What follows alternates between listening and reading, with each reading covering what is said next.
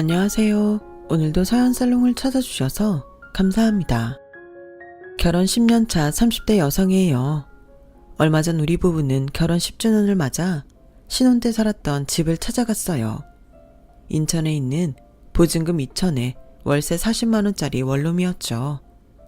제 또래 친구들이 20, 30평대 아파트에서 신혼을 시작했던 것과는 너무도 대조되는 상황이었지만 저도 남편도 창피하다는 생각은 하지 않았어요. 우린 아직 젊으니까 조금씩 넓혀가면 10년쯤 뒤엔 방 2개짜리 전셋집을 얻을 수 있을 거고 20년 뒤에는 30평대 내 집도 마련할 수 있을 거라는 희망을 품고 있었거든요. 하지만 낙관적인 우리 부부의 미래는 결혼 6개월 차에 접어들던 순간 암초를 만나고 말았어요. 아니, 어쩌면 결혼식을 올리기도 전부터 안 좋은 전조 증상이 보였는지도 모르겠네요. 10년이나 지난 일을 왜 이제서야 들춰내냐고 하시겠지만 거기에는 이유가 있어요. 신혼 때 당했던 억울한 상황의 복수를 10년이 지난 얼마 전에서야 갚을 수 있었거든요. 일종의 복수전인 셈이었죠. 참는 자에게 복이 있다고 지난 10년간 꾹 참고 살아온 우리 부부한테 찾아온 복수의 순간을 들려드리고자 사연을 보내게 되었습니다. 남편과 제가 만나게 된 건 13년 전이에요. 우리 부부는 동갑이었지만 당시 저는 입사 3년차 대리였고 남편은 신입사원이었어요. 비록 나이는 같았지만 제가 직속 사수였던 탓에 남편은 제게 늘 존대를 했었죠. 저 역시 혼자 말을 놓을 수가 없어서 똑같이 존대를 했었고요. 그런데 그거 아세요? 나이가 같으면 쉽게 친해질 수 있을 거라고 생각하지만 직급이 다른 상황에선 정말 서로가 불편한 상황이 된다는 걸요. 남편과 제가 그랬어요.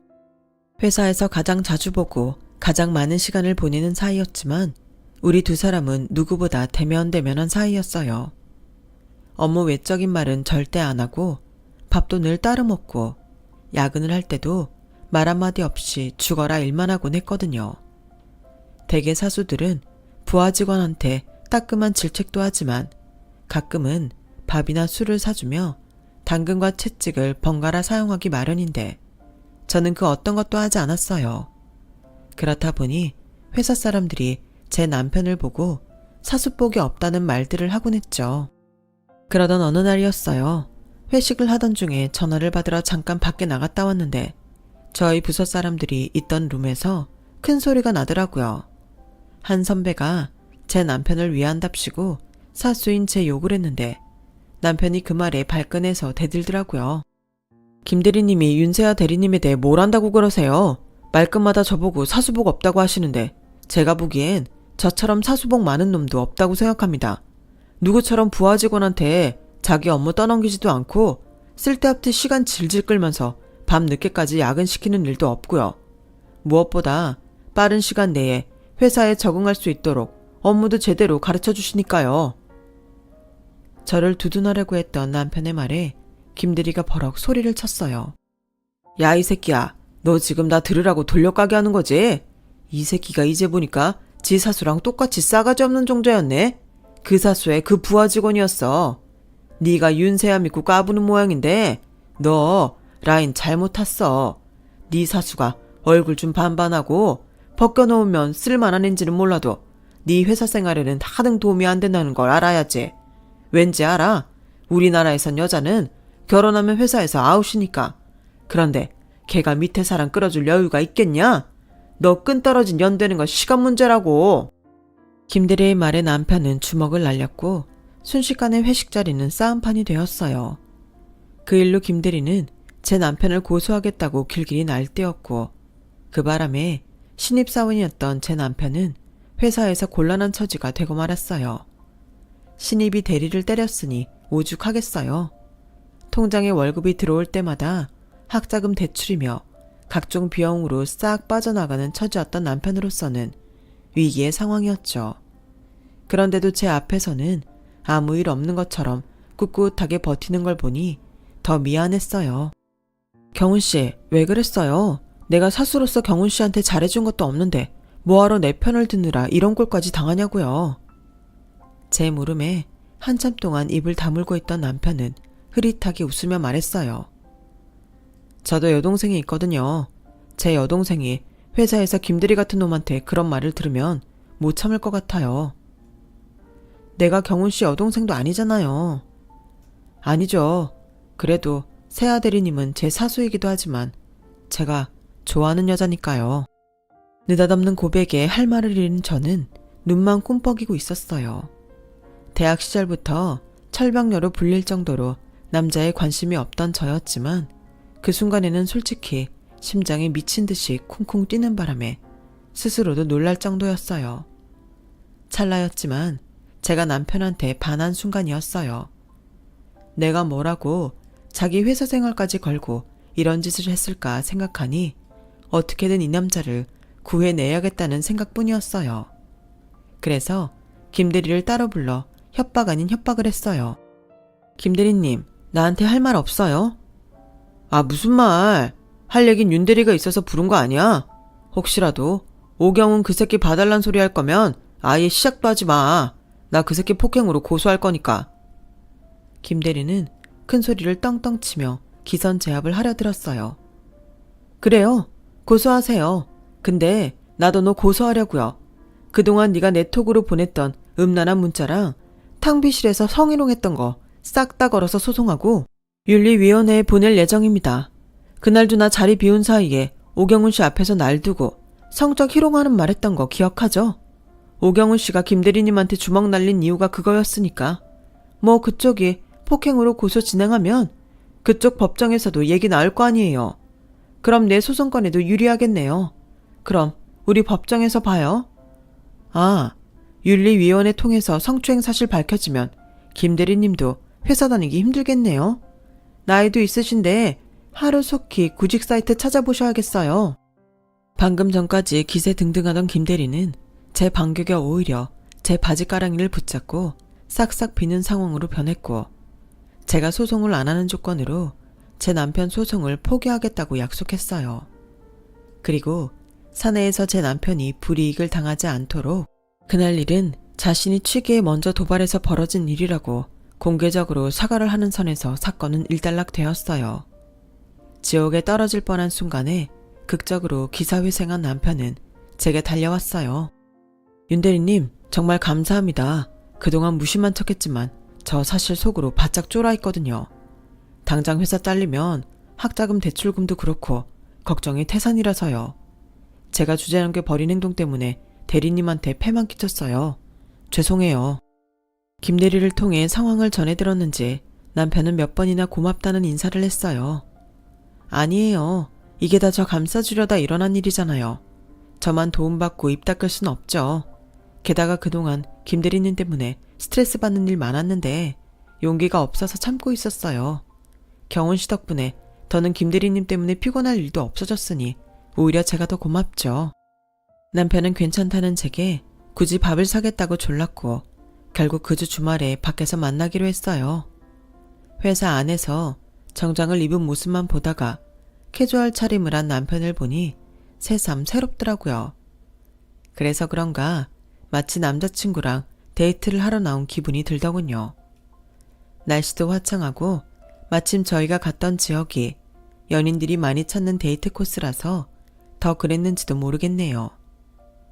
벚꽃길을 나란히 걷는데 괜히 심장이 두근거려서 혹여 밖에까지 들리는 게 아닐까 걱정돼서 혼났어요. 더군다나 이미 남편한테 고백까지 받은 상황이라 둘이서 사적으로 시간을 보내는 게 어색해 미칠 지경이었죠. 그런데 이상하게 싫지는 않았어요. 오히려 들뜨고 설레더라고요. 그렇게 싱숭생숭한 마음으로 주말을 보내고 월요일에 출근을 했는데 이상하게 남편이 평소랑 다르게 느껴지는 거예요. 부하 직원이 아닌 남자로 보이기 시작한 거죠. 남편도 제가 조금은 가깝게 느껴졌는지 점심을 먹을 때도 저랑 같이 움직이고 능청스럽게 술 사달라는 말도 하더라고요. 에이, 다른 팀 사수들은 프로젝트 끝나고 술도 사준다던데 윤 대리님은 술 안 사줘요? 그러지 말고 사줘요. 애교까지 떨며 어떻게든 저랑 같이 붙어있을 구실을 마련하는 남편 덕에 결국 그해 가을부터 사귀게 되었어요. 주변에 말들이 많을까봐 처음에는 비밀 연애를 하다가 결혼을 앞두고 몇 달 전에 교제 사실을 알렸어요.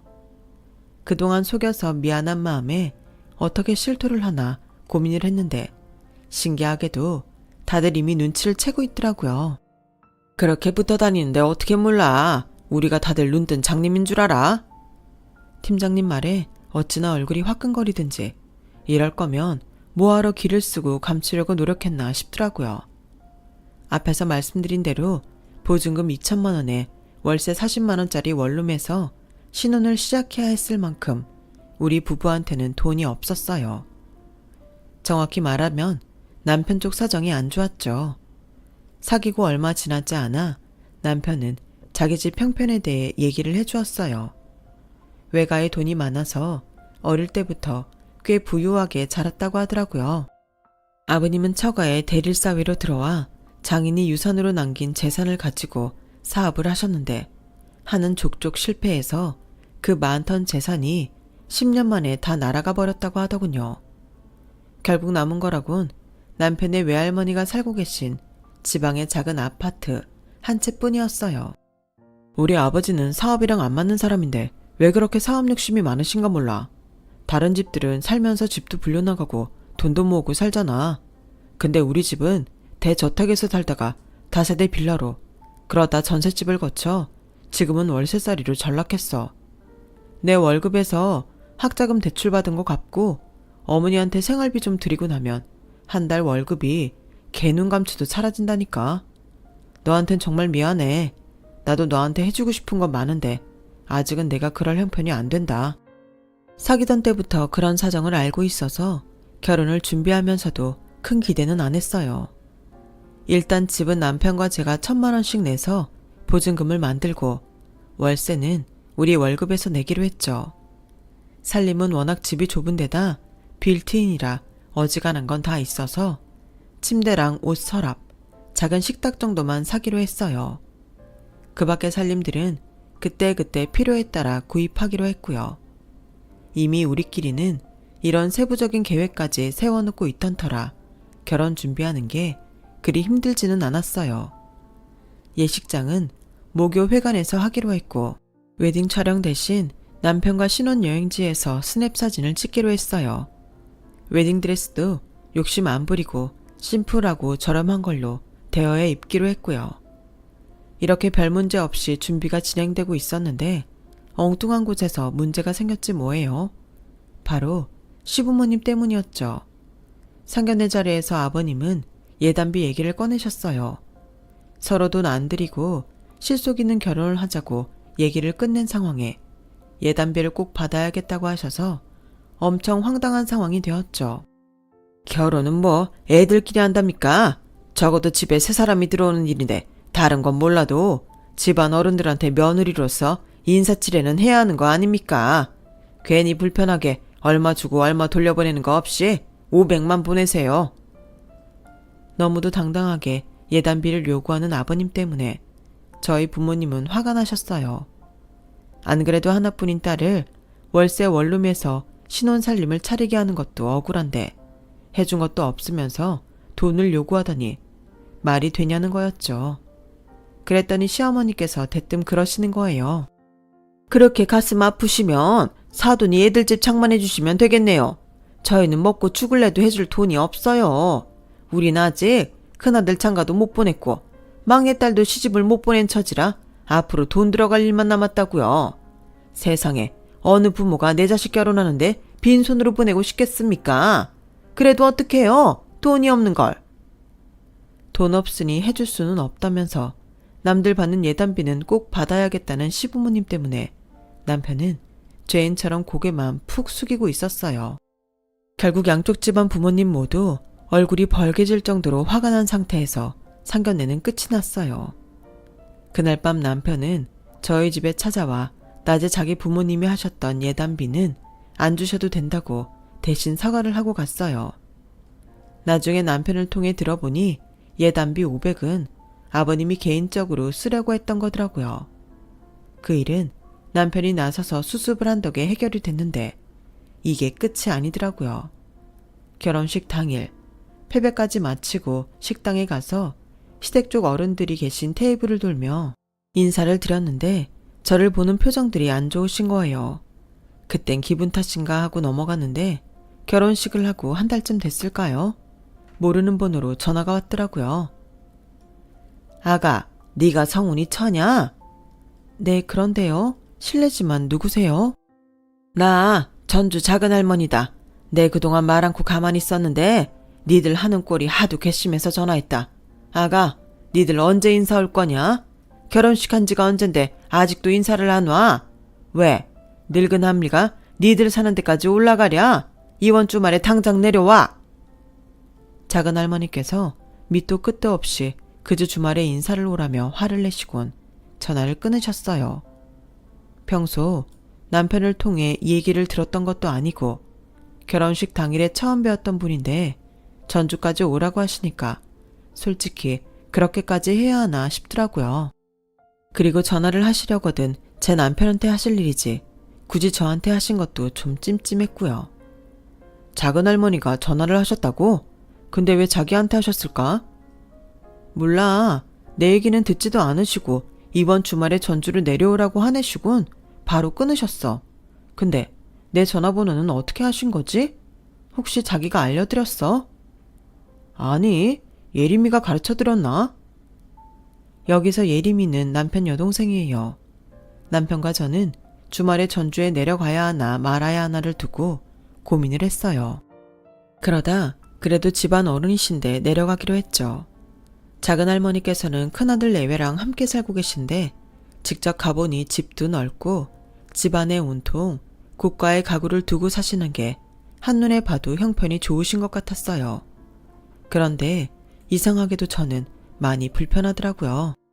작은할머니도 그렇고 아들 내외분도 그렇고 다들 제게 보내는 눈초리가 싸늘했거든요. 제 남편만 반기는 것 같더라고요.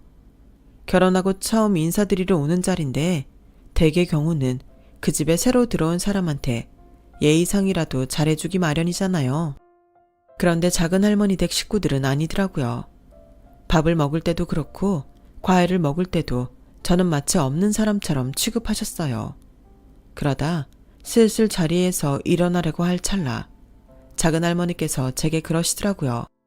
새아가, 내가 집안의 어른으로서 한마디 해야겠구나. 너희 집에서는 어떤지 몰라도 우리는 그렇다.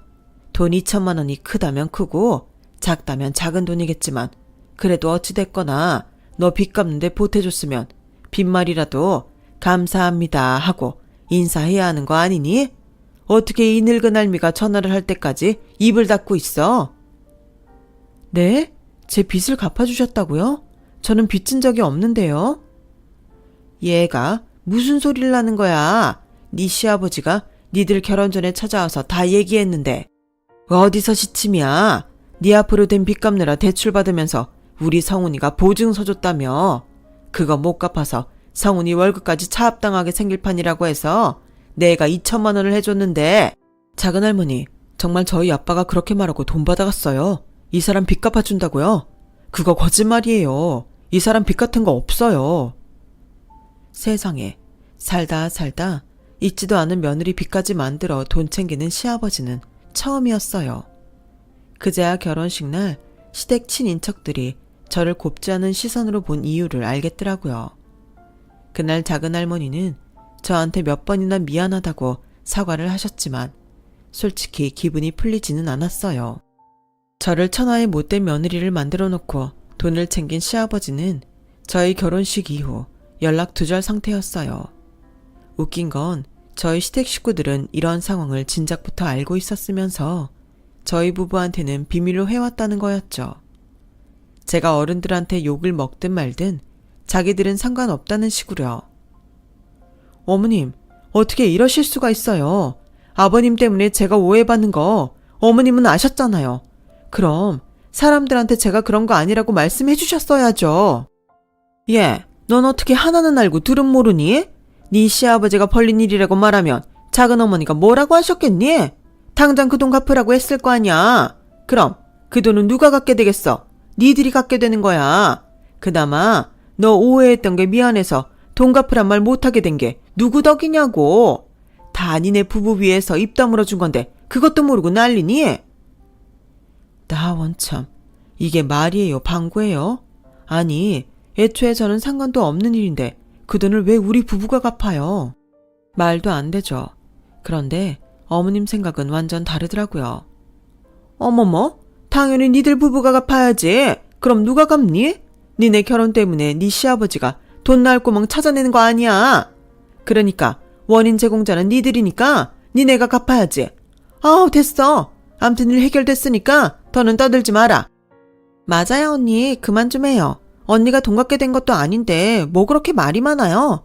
안 그래도 평생 아빠 때문에 마음 졸이고 산 우리 엄만데 언니까지 힘들게 하면 안 되죠. 팔은 안으로 굽는다고 시누이까지 나서서 저를 공격하는 통에 더는 대화를 할 수 없었어요. 시아버지는 그 난리를 피워놓고는 저희 부부가 전주에 다녀온 뒤 돈 문제가 잠잠해지자 집으로 돌아오셨어요. 그리고는 저한테 사과 한마디 없이 아무 일도 없던 것처럼 행동하셨죠. 남편 하나 믿고 한 결혼이지만 그래도 이건 좀 너무하다는 생각이 들더라고요. 시댁 식구들이 이렇게 이상한 사람들로 구성됐는 줄 알았다면 이 결혼 절대 하지 않았을 거라는 생각이 들 정도였어요. 신혼 초부터 골치 아픈 사건을 겪은 우리 부부는 그 일이 있고 나서야 그나마 신혼다운 신혼을 보낼 수 있게 됐어요.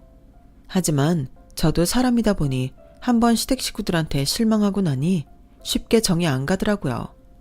그래도 결혼하고 처음 맞는 시어머니 생신이라 며느리 도리는 해야겠다 싶어서 케이크를 사들고 남편과 함께 시댁을 찾아갔어요. 어머님은 선물보다는 돈을 좋아한다는 남편 말에 따라 돈 봉투로 전해드렸죠. 그런데 봉투 속에 든 돈 액수를 살펴보신 어머님이 대뜸 그러시는 거예요. 아니, 결혼을 했으면 2배로 넣어야지. 어떻게 결혼 전에 성훈이 혼자 줄 때랑 액수가 똑같니? 새아기 너는 안 보탠 거냐? 어머님, 생신 용돈으로 50만 원 드렸으면 적게 드리는 거 아니에요. 그리고 따지고 보면 그동안 이의가 많이 드렸던 거죠. 얘 말하는 것 좀 봐. 내가 지금 돈 적게 줬다고 이러는 거니? 50만 원이 많고 적고의 문제가 아니라 결혼 전과 후의 액수가 차이 안 난다는 게 문제라는 거지. 넌 왜 항상 네 편한 대로 말을 돌리니? 너 그거 아주 안 좋은 습관이다. 내가 이번엔 그냥 넘어가 준다만 내년 생일 때부터는 너 이러면 안 돼. 알았어?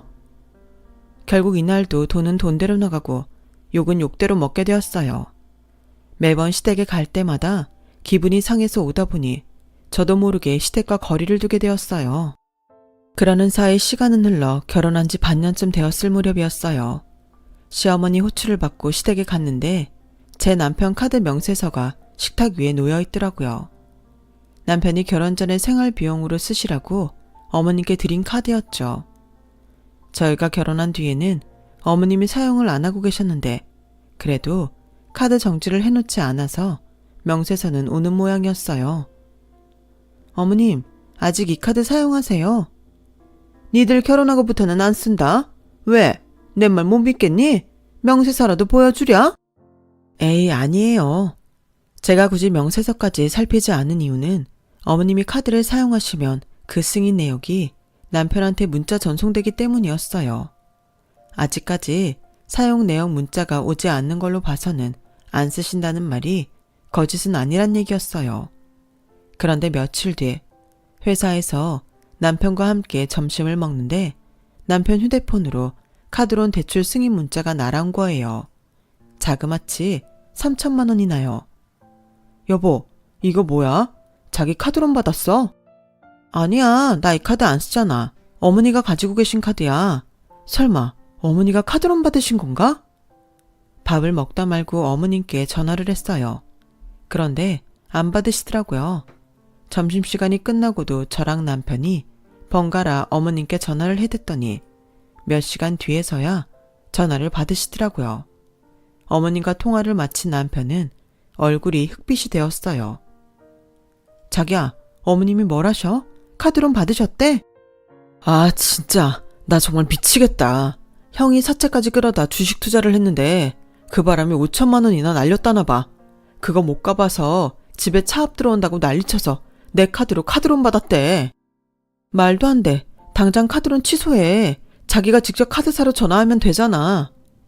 이미 늦었어. 카드론 들어온 계좌에서 돈 빼서 사채비 갚았대. 자기 계좌에서 어떻게 돈을 마음대로 빼가? 설마 현금 카드도 어머님한테 드린 거야? 남편은 축 처진 어깨로 고개를 끄덕였어요. 결혼 전 남편이 매달 어머님께 생활비를 보내드리던 통장 카드였는데 카드 대금을 그 통장에서 빠져나가게 해놨었나 봐요.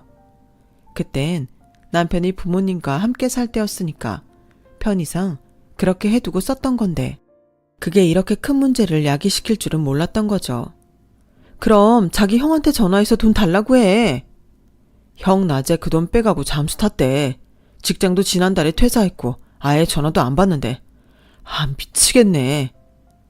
그 말을 듣는데 정말 손가락이 바들바들 떨리더라고요.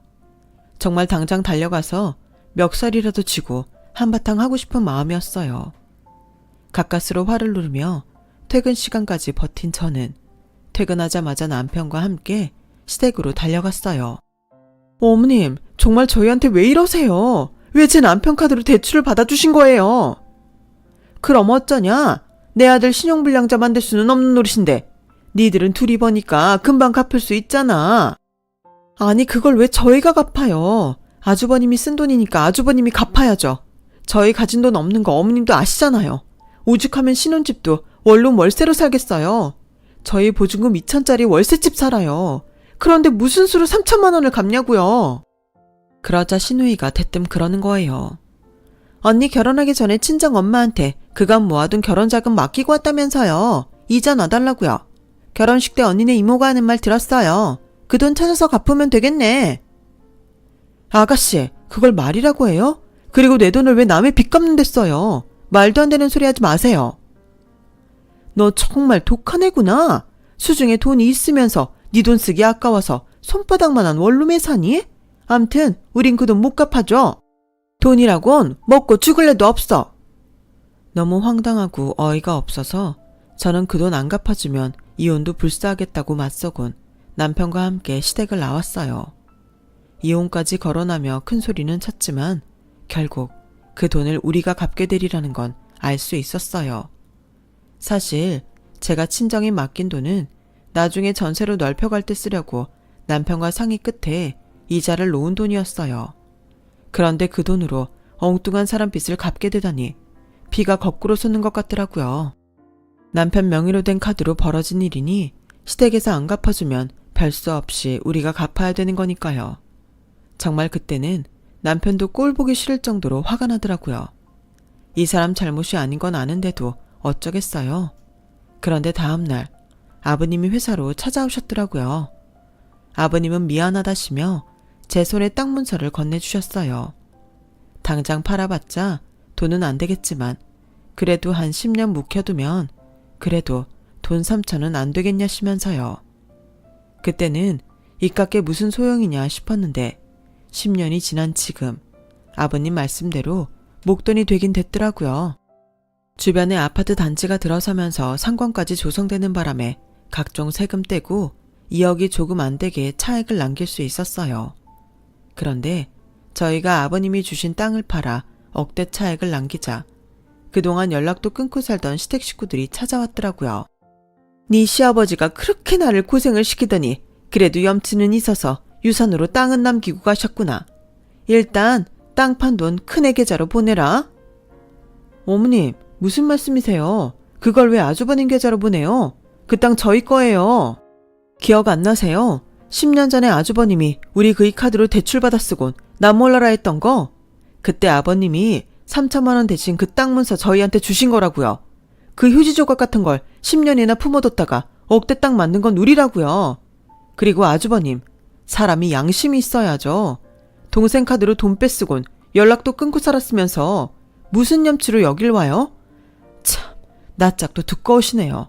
어쩜 하나같이 그 집 식구들은 그렇게 빤빤한지 모르겠네요. 제 남편만 돌연변이 같아요. 어떻게 그런 집에서 제 남편처럼 성실하고 착한 사람이 나왔나 모르겠네요. 암튼 우리 아버님 살아계실 때 일찌감치 땅 명의 이전까지 마치고 적법하게 땅 판 거니까 돈 받고 싶으시면 소송을 걸든 경찰을 부르든 마음대로 하세요. 어차피 안 될 테지만. 그리고요, 우리 그냥 살던 대로 살아요. 그간 얼굴 안 보고도 잘 살았잖아요. 우리 그이도 자기 부모 형제한테 안 시달리니까 이제야 좀 사람 사는 것 같다고 하더라고요. 남의 인생 함부로 훼손하고도 뻔뻔하게 돈은 챙기겠다는 심보 역겨우니까요. 제발 얼굴 보지 말고 살자고요. 저는 그 길로 시댁 식구들을 집에서 내쫓았어요. 그러자 남편한테 전화해 땅판도 나눠달라고 사정사정했던 모양인데 남편도 딱 잘라 거절해버렸어요. 가족이라는 이름으로 자신의 발에 무거운 족쇄만 지우는 사람들한테 오만정 다 떨어졌다면서요. 결혼 10년 차에 방 2개짜리 전셋집으로 이사가는 게 목표였는데 10년 묵힌 땅 덕분에 목표 초과 달성을 하게 될 것 같아요. 저희가 내 집 장만에 성공했거든요. 물론 은행 대출이 껴있어서 완전한 내 집이 되려면 한참 더 고생해야 하지만 그래도 원룸에서 시작한 우리 부부 치곤 완전 성공한 거죠. 고생 끝에 낙이 온다고 이제 우리 가족은 인생의 낙을 누릴 생각입니다. 저희 정도면 그럴 자격 있는 거겠죠? 지금까지 제 사연을 들어주셔서 감사합니다. 들어주신 분들도 인생 대박 나시고 건강하세요. 여러분, 사연 댓글에 응원과 현명한 조언 부탁드려요. 좋아요와 구독은 저에게 큰 힘이 됩니다. 오늘도 좋은 일 가득하세요.